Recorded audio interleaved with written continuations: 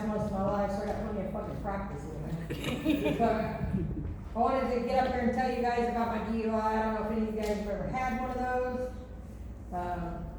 It's mostly about actually a jealous relationship. I've had plenty of those motherfuckers. And yes, I'm a jealous individual too, so I get it. So I'm leaving Oklahoma and I get arrested for my one and only DUI. I swear to you, if I had my lights on, I wouldn't have got pulled over. But whatever. I have this shirt on that says give me $1 million or I won't come back. Totally fucking in a mood because I'm going back to Oklahoma. You know, I'm not coming back here, blah, blah, blah.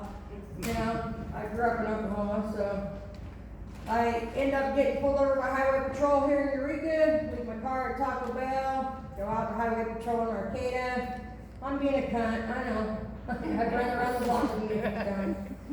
So I'm like, you know, fuck this, I'm gonna go to Oklahoma tomorrow, and I dropped my boyfriend's name thinking, hey, you know, they don't want him back, he's already been kicked out of Arcata for life, a few times actually.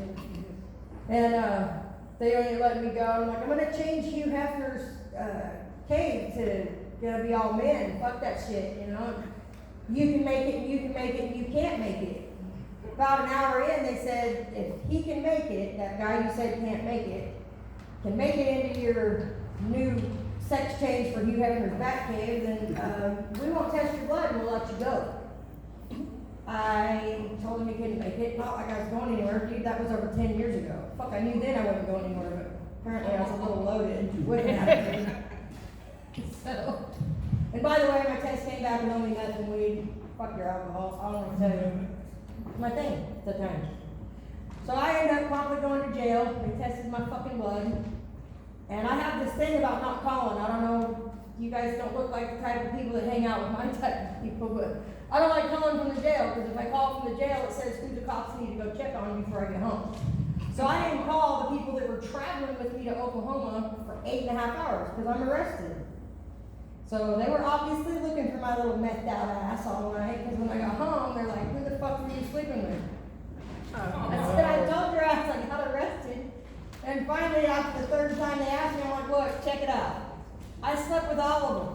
I started with the women's side, and then I went to the men's side, and don't worry, I hit every CO, and I didn't miss shift change. Yeah, I don't know. Anyway, I hung out in Sacramento. I'm a little fucking mad about that, because I thought I was gonna skip out and do a bigger comedy club.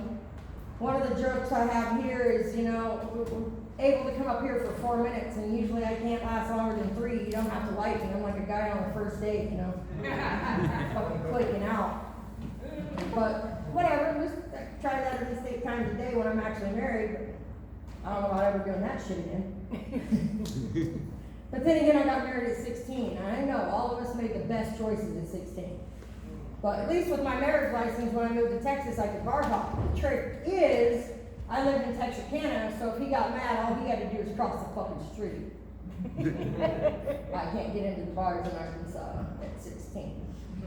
But you have to have somebody over 21 in that marriage. I'll never forget the day that motherfucker, okay, I don't know how to tell you this, but they wouldn't allow me to do drugs. They wouldn't allow me to shoot dope at 16, so I had to lie and say I was 18. So right before school started, in one breath, I told this fucking hick, not only am I not 18, I'm 16, I gotta go buy school clothes for school, and by the way, I'm about 8 weeks pregnant, that leaves 2 weeks, so if the baby's born with a tan, it's not yours.